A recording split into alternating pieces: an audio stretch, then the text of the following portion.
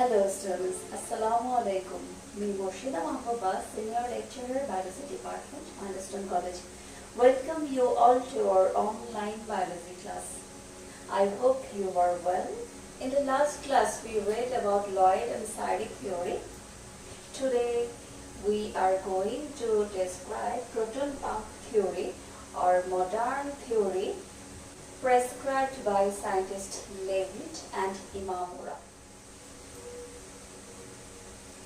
After the class, we can describe the mechanism of opening and closing stomata according to modern theory. In our last class, we had some homeworks. I think you submitted your homeworks properly. We learned about Lloyd and Seydic theory. In Lloyd theory, we want to review it. During day, soluble sucrose increase in the GERD cell, then increase osmotic pressure, osmosis takes place, then GERD cell become turgid, then stomata open, and during night, insoluble starch increase in the GERD cell, then decreases osmotic pressure, then osmosis, then GERD cell become flaccid and stomata close. We learned about Seydic theory also. We want to review it again. And during daytime, starch and inorganic phosphate with the help of phosphorylase enzyme, when pH goes to 7, convert into glucose 1-phosphate. Glucose 1-phosphate is soluble, so that time increase osmotic pressure in GERD cell and GERD cell become turgid and stomata then open.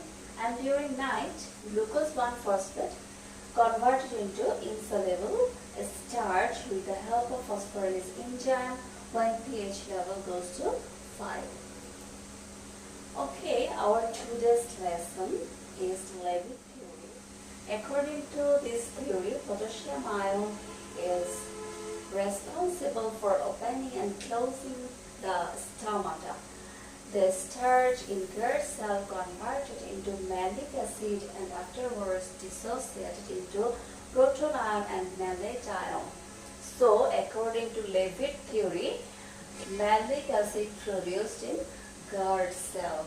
Then malic acid is split into 2 ions, 1 positive ion and 1 negative ion. Positive ion is proton. Then these proton ion pump out from the GERD cell and potassium ion pumped in potassium ion reacts with malate ion and form potassium malate. Potassium malate, when increase potassium malate in GERD cell, then inside the GERD cell increase osmotic pressure. Potassium ion help to increase osmotic pressure, so then endosmosis takes place and the GERD cell become turgid. Water enters to the GERD cell from the neighboring cells and stomata open. This is the molecular formula of malic acid, COOH, CHOH, CH2, COOH, and write malic acid in this way also. And these synonyms, malic acid have 2 synonyms, to hydroxybutanoic acid and to hydroxysuccinic acid. So this is malic acid. It is split into malate ion and proton. Proton pump out from the GERD cell and potassium ion pumped in. Okay, in the night, the sequence of events is reversed, due to which keeping the stomata closed. This is the flow chart of Leavitt theory.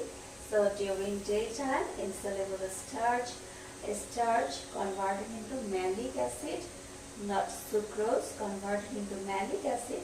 Then malic acid is split into 2 ions, 1 positive ion and 1 negative ion. The name of positive ion means proton and the name of negative ion is malate ion. Proton ion pump out from the GERD cell and potassium ion pumped in. Then potassium react with malate ion and form potassium malate potassium magnet, it helps to increase the osmotic pressure in GERD cell, then increase osmotic pressure, and then endosmosis takes place, then GERD cell become turgid, then the stomata open. It's easy to you. Okay, another modern theory of Imamura is Imamura also proved the penetration of potassium in the GERD cell in 1943 AD and proved the entry of potassium as the cause of GERD cell turgidity. The blue part of light spectrum stimulates the receptors of GERD cells, which causes potassium ion to actively enter the GERD cell. The penetration of potassium ion increases the concentration of solute in the cell solution, and water enters through the osmotic pressure from the surrounding cells. Then GERD cells become turgid and open the stomata. If the amount of carbon dioxide in the cell decreases due to photosynthesis, the entry of potassium ion into the GERD cell increases. So then water from the surrounding cells enters the GERD cell and open the stomata. Although when hydrogen ion is actively released from the GERD cell, then also stomata open.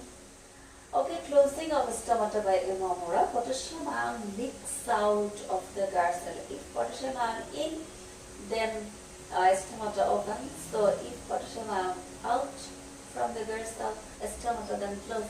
Potassium ion leaks out of the GERD cell due to lack of light or any other reasons, and water then leaks out at the same time, causing the GERD cell to lose its turgidity.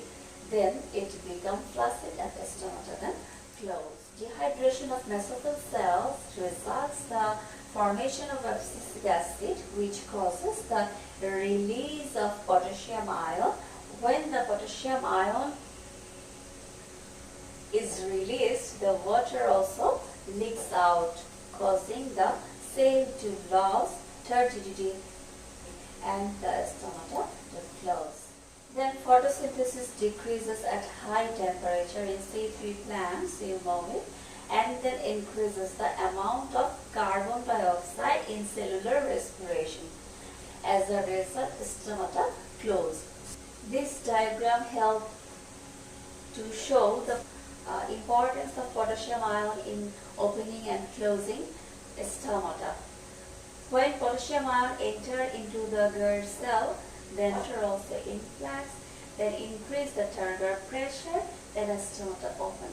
When potassium ion release from the GERD cell, then water efflux them and decrease turgor pressure, then the stomata close. Okay, now your homework. According to Levitt, what is converted from starch? Number B. According to modern theory, show the activities that take place during the day through a table. The opening and closing of the stem organ are controlled by potassium ion. Thank you.